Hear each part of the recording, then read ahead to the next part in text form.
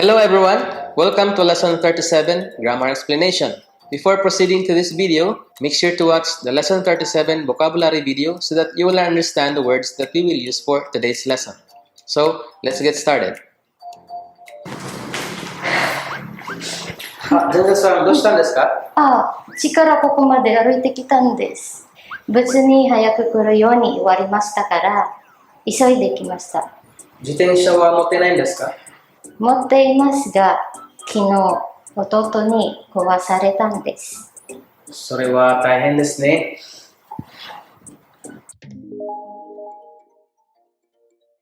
This lesson is about passive verbs. Grammar point number 1, passive verbs. So first, let's learn how to conjugate the verbs to their passive form. So I've already made a video of how to conjugate the verbs to the passive form on my lecture video, so please watch this video. So let's start from the group 1 verbs. So the passive form of the verbs are also called in Japanese as ukemi. Ukemi. So the group 1 verbs, once again, let's remove the mas.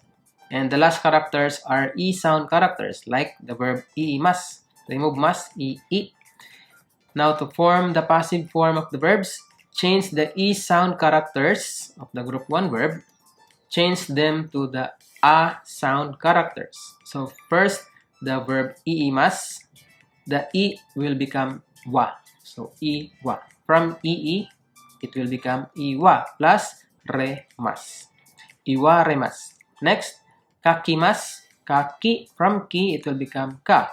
Kaka plus remas. Kaka remas. Next, oshimasu, oshi, osa, osaremasu. Machimasu, machi, mata, mataremasu. Next verb, yobimasu, yobi, from bi it will become ba, yoba, plus remas, yobarimasu.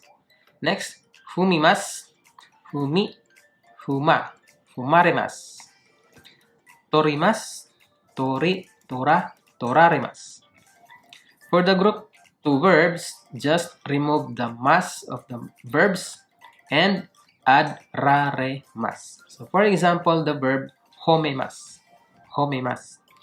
Remove mas, home plus raremas. Home raremas. Next, shirabemas. Shirabe raremas. Shirabe raremas. And the verb mimas. Remove mas, mi plus raremas. Miraremas. For the group 3 verbs, let's start from the verb kimas. The verb kimas will become koraremas. Koraremas. And the verb shimas will become saremas. Saremas. Now, how to use the passive form of verbs? Grammar point number 2. Person wa, person ni, passive verbs. This sentence pattern expresses an action performed by person 2 in relation to person 1, from the standpoint of the person at whom the action is directed. Person 1 is taken as the topic, and the person taking the action is indicated by attaching the particle ni.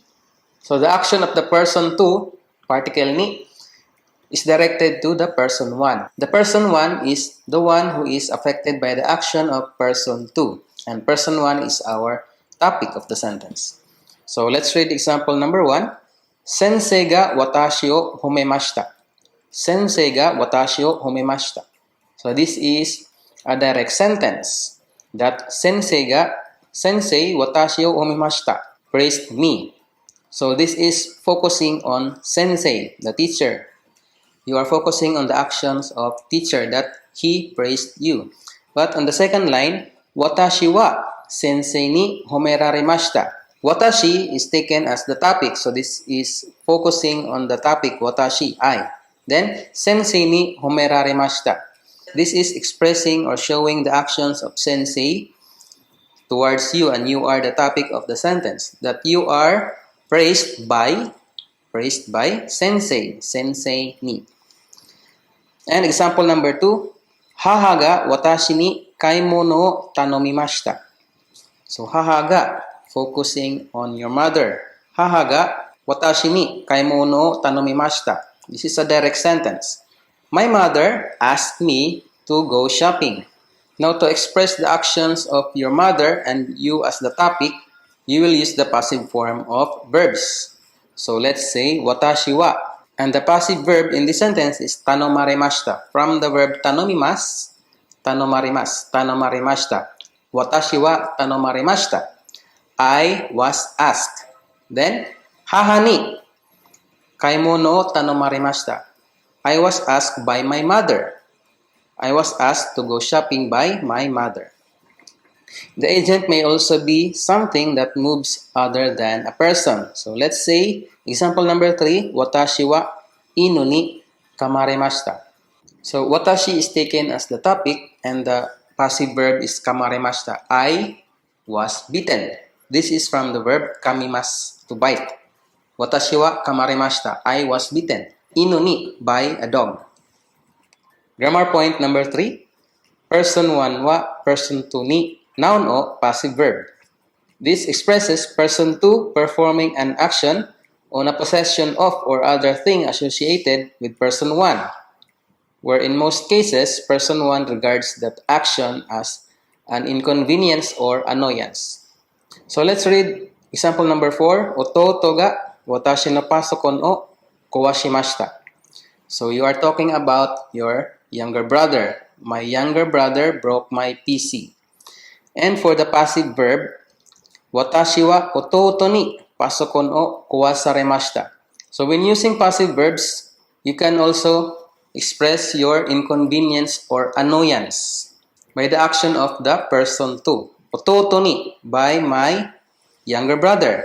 The first line, ototo ga watashi no pasokon no kowashimashita. You are just talking about your younger brother that he broke your PC. But to express your emotion, your annoyance or inconvenience about what he did, you will use the passive verb. So, watashi wa ototo ni pasokon o kowasaremashita. The agent may also be something that moves other than a person. So, example number 5, watashi wa inu ni te o kamaremashita. Te o. So just like the previous example, watashi wa inu ni kamaremashita. I was bitten by a dog. Now we will add the te, the hand. Te o kamaremashita. My hand was bitten by a dog. So remember that it is not the possession that is introduced as the topic, but the person who regards the action as an inconvenience or annoyance. Example number 4, for instance, is not framed as watashi no pasokon wa ototo ni kowasaremashita. So in example number 4, this is not talking about the PC that was broken by the younger brother, but it was focusing or talking about watashi, I, to express my inconvenience or annoyance by the action of the younger brother. And since the most cases, this sentence pattern indicates that the person subject to the action regards it as inconvenience or annoyance, care must be taken when using it. When talking about something someone has done for you, for which you feel grateful, you should use te moraimasu. So instead of using the passive verb when someone did something with your possessions, just like example number 4.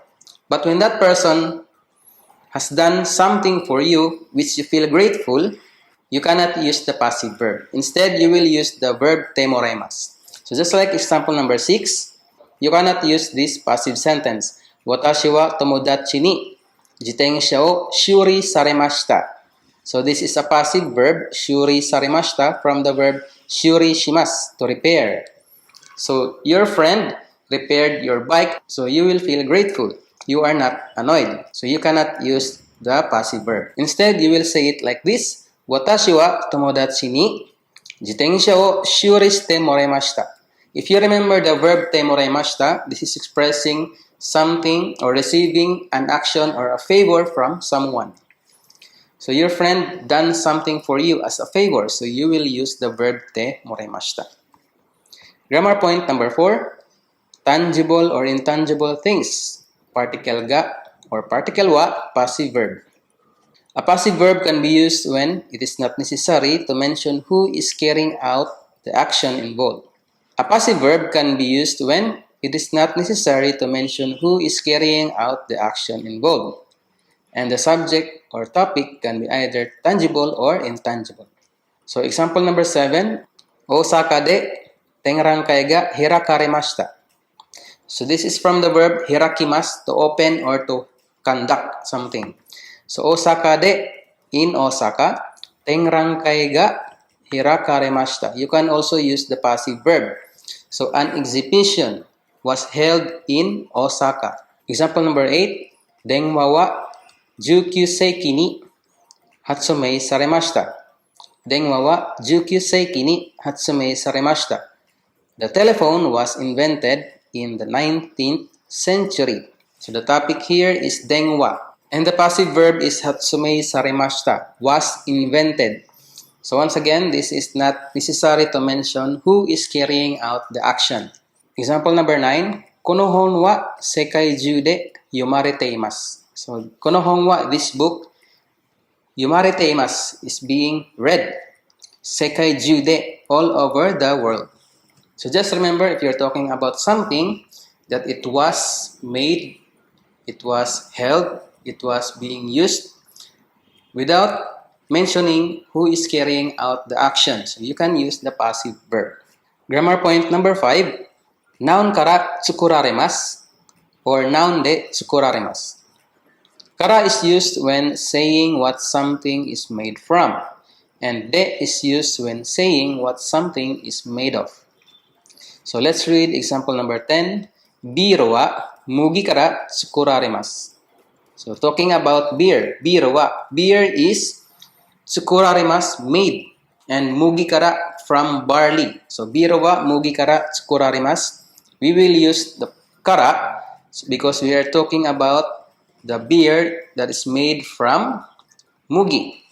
And example number 11, Mukashi Nihon no ie wa ki de tsukuraremashita.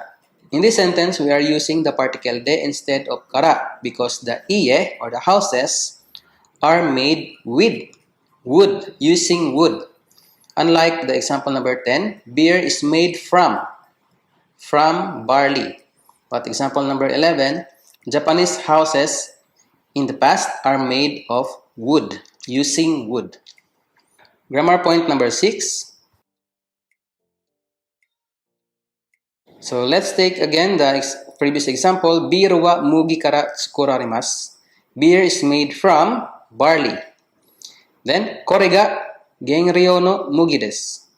The construction genryo no mugi in example number 12 indicates that the barley mentioned is used as the raw material. So, genryo no mugi desu. Two other examples are petto no inu and musuko no barentino. So, just saying that mugi or taking mugi as an example of, in this sentence, genryo. Then, if you're talking about dog, then you can say, kore ga petto no inu desu. This is my pet dog. Or if you're talking about your son, for example, Valentino, you will say, musuko no barentino desu.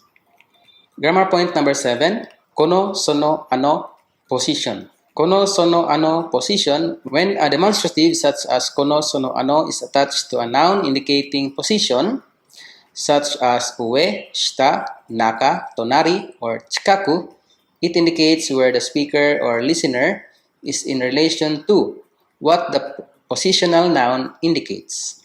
So let's read example number 13. Ano naka ni hairemasu ka? Ano naka ni hairemasu ka? Can you go in there?